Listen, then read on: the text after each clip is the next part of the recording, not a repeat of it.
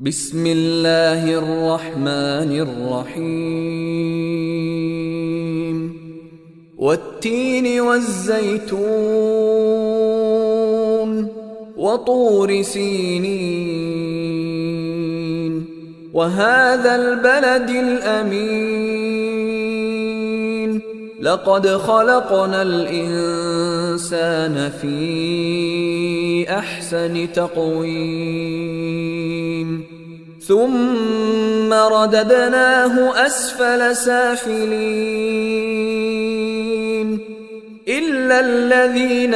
آمنوا وعملوا الصالحات فلهم أجر غير ممنون فما يكذبك بعد بالدين أليس الله بأحكم الحاكمين